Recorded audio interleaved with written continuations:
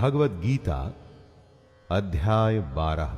दोस्तों, मंदिर में जाकर के आप ईश्वर की उपासना कर सकते हैं या चाहें तो अपने काम को करते हुए भी कृष्ण को मन में रख सकते हैं। दोनों तरह की भक्ति में कोई फर्क नहीं है, लेकिन कृष्ण कर्म योग को अधिक महत्व देते हैं। अगर आप अपना हर काम कृष्ण को समर्पित करते हुए करें तो काम का काम और कृष्ण का नाम भी हो जाएगा। भगवत गीता का 12वां अध्याय शुरू करता हूं, जिसका नाम है भक्ति योग। इस श्लोक में अर्जुन एक ऐसा प्रश्न पूछ रहे हैं जिसके बारे में हम सब सोचते हैं। कुछ प्रेमी भक्तजन तो निरंतर कृष्ण के भजन और ध्यान में लगे रहकर उनकी पूजा करते हैं, लेकिन कुछ दूसरे भी भक्त होते हैं जो केवल अविनाशी सच्चिदानंद घन निराकार ब्रह्म को ही भजते हैं। तो इन दोनों प्रकार के भक्तों में अति उत्तम कौन है? दोस्तों, जिस कृष्ण के रूप को हम जानते हैं वो सगुण है। एक होता है ब्रह्म, जिसका अंश हम सब में है। उस निराकार परमात्मा को निर्गुण कहते हैं। ऐसे दो अलग अलग तरीके से भजने वालों में कृष्ण को ज्यादा मान्य कौन है? श्री भगवान बोले, जो लोग मुझ में मन को लगा के निरंतर मेरे भजन में लगे रहते हैं, ऐसे भक्तजन श्रद्धा से युक्त मेरे सगुण रूप को भजते हैं। वे मुझको उत्तम योगी मान्य हैं। बंसी बजैया रास रचैया, ये कृष्ण का सगुण रूप है। सगुण रूप मतलब जहां पर एक आकार है, एक अस्तित्व है, एक पहचान है, जिसका कि उसके गुणों के माध्यम से आप किसी को उदाहरण दे सकते हैं। और निर्गुण रूप में कोई आकार नहीं, कोई अस्तित्व नहीं, बस एक परम तत्व होता है। कृष्ण कहते हैं कि उनके सगुण रूप को पूजने वाले योगी उन्हें बहुत पसंद हैं। सगुण रूप को भजने वाले योगी कृष्ण को उत्तम लगते हैं, लेकिन इन श्लोक में वो उससे आगे बता रहे हैं। कृष्ण कहते हैं कि जो पुरुष अपनी इंद्रियों को भली प्रकार वश में करके मन बुद्धि से परे उस सर्वव्यापी, नित्य, अचल, निराकार, अविनाशी, सच्चिदानंद घन ब्रह्म को निरंतर एक भाव से भजते हैं, वे योगी मुझको ही प्राप्त होते हैं। जो सगुण रूप में कृष्ण को भजते हैं वो कृष्ण को पसंद हैं दोस्तों, लेकिन जो निर्गुण ब्रह्म को पूजते हैं वो भी सीधे कृष्ण को ही प्राप्त होते हैं। आपको जैसा ठीक लगे आप वैसे अपने इष्ट को भज सकते हैं। निर्गुण ब्रह्म का पूजन कोई आसान बात नहीं। कृष्ण बता रहे हैं कि उस निराकार ब्रह्म में आसक्त चित्त वाले पुरुषों की साधना में विशेष परिश्रम होता है, क्योंकि आपको अपना देहाभिमान छोड़ना पड़ता है। जब निराकार को पूजेंगे तो स्वाभाविक है कि आप आकार में आस्था नहीं कर सकते। उसके लिए खुद की देह का, खुद के आकार का जो स्वाभिमान है वो भी तो छोड़ना होगा। कृष्ण कहते हैं कि जब तक देह का भान है तब तक अव्यक्त की प्राप्ति बहुत मुश्किल है। ऐसा नहीं है कि निर्गुण की उपासना गलत है, बस ये कि बहुत ही दुष्कर है। इसी के बारे में कृष्ण चेतावनी दे रहे हैं। लेकिन जो लोग कृष्ण को ही मानते हैं, अपने सारे कर्मों को कृष्ण में अर्पण कर उसके सगुण रूप की उपासना करते हैं, कृष्ण को ही परमेश्वर मान अनन्य भक्ति योग से लगातार चिंतन करते हुए भजते हैं, उनका उद्धार कृष्ण स्वयं करते हैं। कृष्ण अर्जुन को बताते हैं, हे अर्जुन, मुझ में चित्त लगाने वाले प्रेमी भक्तों का मैं शीघ्र ही मृत्यु रूप संसार समुद्र से उद्धार कर देता हूं। दोस्तों, पुस्तक से पढ़ाई आप स्वयं करके भी एग्जाम्स में पास हो सकते हैं, कोई रोकने वाला नहीं। लेकिन अध्यापक उस पढ़ाई को आसान कर देता है। आपके साथ वो आपका मार्गदर्शन करते हुए चलता है। प्रॉब्लम होने पर आप उस टीचर से पूछ सकते हैं। वैसा ही कृष्ण के सगुण रूप की पूजा है। कृष्ण अर्जुन को सलाह देते हैं कि उसको कृष्ण में मन को लगाना चाहिए, कृष्ण में ही बुद्धि को लगाना चाहिए। दोस्तों, अपना मन और बुद्धि दोनों अगर आप कृष्ण में या अपने लक्ष्य, अपने काम में लगा देंगे तो फिर वो काम कितना भी मुश्किल हो, आप उसमें लगातार लगे रहेंगे, अपने लक्ष्य की ओर हमेशा बढ़ते रहेंगे। ऐसा ही कृष्ण भी कहते हैं कि उनमें मन और बुद्धि लगा के भक्त फिर उनमें ही निवास करने लगता है। इसमें कुछ भी संशय नहीं है। जिस भी वस्तु या काम में मन और बुद्धि दोनों लग गई तो फिर आप उसी में ही तो निवास करने लगते हैं, उसी काम को जीने लगते हैं। और यही बात श्री कृष्ण सिखा रहे हैं।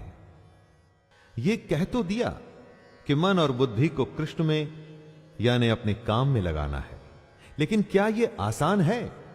नहीं, बिल्कुल भी नहीं। मन कभी रुकता नहीं दोस्तों। मन का स्वभाव ही ऐसा है कि आप इसे जो करने को कहेंगे ये उसका उल्टा करने की ही कोशिश करेगा। इसको रोकना ही दुनिया का सबसे दुष्कर काम है। दुष्कर तो है, मुश्किल है, परंतु असंभव नहीं। इसी मन को साधने के लिए कृष्ण अर्जुन से कहते हैं, यदि तू मन को मुझ में अचल स्थापन करने के लिए समर्थ नहीं है तो हे अर्जुन, अभ्यास रूप योग द्वारा मुझको प्राप्त होने के लिए इच्छा कर। अभ्यास ही इस मन को नियंत्रण में करने का उपाय है। मन को संयम में करने का तरीका कृष्ण ने बताया और वो है अभ्यास। और यदि कोई योग का लगातार अभ्यास करने में भी समर्थ नहीं तो भी उसके लिए कृष्ण रास्ता बता रहे हैं, और वो रास्ता है केवल और केवल कृष्ण के लिए कर्म करना। अपना हर कर्म कृष्ण को सौंपकर अगर आप अपने मन, वाणी और शरीर को भी कृष्ण को ही समर्पित कर देंगे तो भी आपको ईश्वर की प्राप्ति हो जाएगी। दोस्तों, इसका मतलब यह बिल्कुल भी नहीं कि आप 24 घंटे कृष्ण की पूजा पाठ में लगे रहें। इसका अर्थ है कि जो भी आप करें उसमें कृष्ण का स्मरण, उनकी बातें और उनके ज्ञान का विचार रहे। कृष्ण अर्जुन से कहते हैं कि हे अर्जुन, अपने सारे कर्म तुम मुझको समर्पित कर। अपना मन और शरीर मुझ में लगाने में समर्थ न हो सके तो एक और उपाय है, और वो है कर्मों के फल का त्याग। कर्म करते हुए लाभ हानि का न सोच, फायदे नुकसान की चिंता न करते हुए अगर अपनी मन और बुद्धि पर विजय पा लेता है तो इस उपाय से तो मुझे प्राप्त कर सकता है। दोस्तों, सोचिए, अगर आपने अपने कर्म के लाभ और हानि के बारे में नहीं सोचा तो मन में कभी बुरे विचार आ ही नहीं सकेंगे, क्योंकि मन में गलत विचारों का आगमन ही लालच यानी कि लोभ से होता है। कृष्ण कहते हैं कि मर्म को न जानकर किए हुए अभ्यास से ज्ञान श्रेष्ठ है। यानी कि अगर आप जानते ही नहीं कि आप अभ्यास क्यों कर रहे हैं तो उस अभ्यास का क्या फायदा, उस अभ्यास से आप क्या पाएंगे? इससे कहीं अच्छा है ज्ञान। कृष्ण कहते हैं, ज्ञान से मुझ परमेश्वर के स्वरूप का ध्यान श्रेष्ठ है।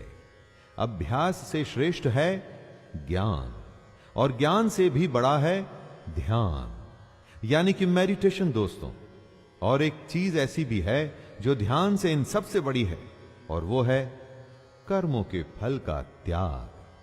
अगर आप अपने कर्मों के फल को त्याग सकते हैं तो उससे बड़ी पूजा कोई नहीं। जो पुरुष हर तरह के द्वेष भाव से रहित है, जो किसी से जलन नहीं रखता, जिसमें स्वार्थ नहीं, जो सबसे प्रेम करता है, जो दयालु तो है लेकिन जिसमें ममता नहीं, वो पुरुष जो अहंकार से रहित है, सुख और दुख को एक जैसा देखता है, क्षमावान है, अर्थात अपराध करने वालों को भी अभय देता है। और जो योगी निरंतर संतुष्ट है, मन इंद्रियों सहित शरीर को वश में किए हुए है और मुझ में दृढ़ निश्चय वाला है, वह मुझ में अर्पण किए हुए मन बुद्धि वाला मेरा भक्त मुझको अति प्रिय है। कृष्ण ने उन सारे गुणों की व्याख्या कर दी है दोस्तों, जो उन्हें प्रिय हैं। और स्वाभाविक है कि जो पुरुष इन गुणों को प्राप्त करने की कोशिश भी करेगा ना, तो वो भी कृष्ण को प्रिय ही होगा। कृष्ण बता रहे हैं कि जो जीव कभी उत्तेजना में नहीं आता और जो किसी और को भी उत्तेजित नहीं करता, वो योगी कृष्ण को प्रिय है। वो योगी जिसको दूसरे की उन्नति देख के जलन नहीं होती, जो सुख और दुख को एक जैसा देखता है, जो भय और उद्वेग यानी फियर एंड एक्साइटमेंट से रहित है दोस्तों, वो भक्त कृष्ण को अति प्रिय है। अगर आप देखें, ये सारी अवस्थाएं एक उत्तम योगी की हैं। वो योगी जो बस अपने काम में लगा रहता है, किसी भी तरह का भाव उसे विचलित नहीं करता, कुछ भी उसे डराता नहीं, उसका ध्यान बस अपने लक्ष्य पर, अपने काम पर रहता है। कृष्ण कहते हैं कि योगी को आकांक्षा से रहित होना चाहिए। दोस्तों, आकांक्षा यानी कि एंबिशन से ही सारे बुरे भाव पैदा होते हैं।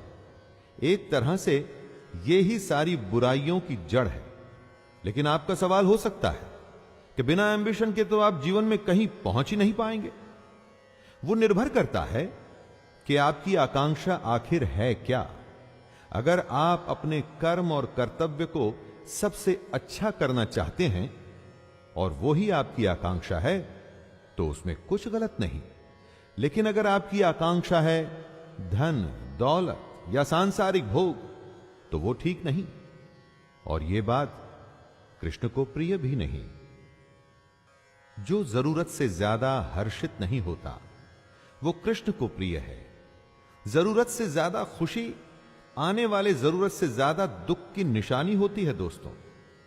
सुख दुख भी दिन रात की तरह है, एक के बिना दूसरे का होना संभव ही नहीं।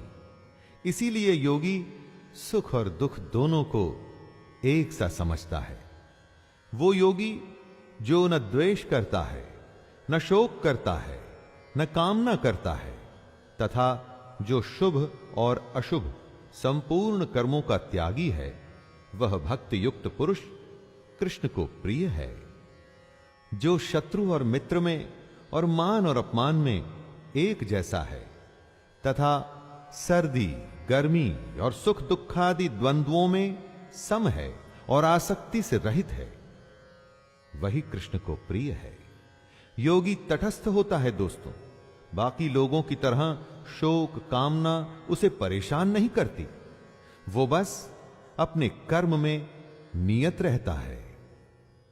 जब आपकी तारीफ होती है तो मन कैसे खुशी से भर जाता है, पांव जमीन पर नहीं पड़ते।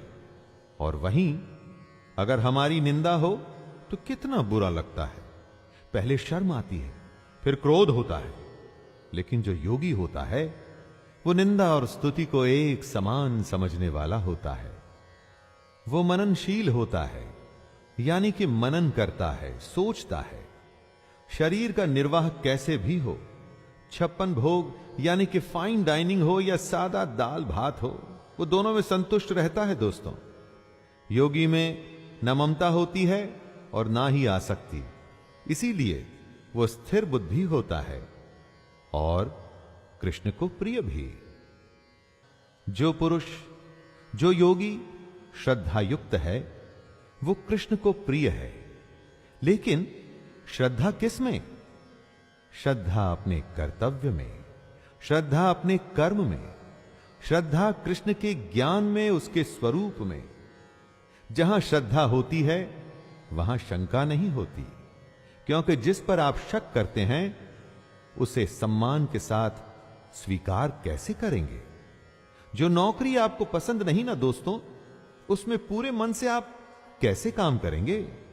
जो रिश्ता आपको पसंद नहीं, उसको कैसे निभाएंगे?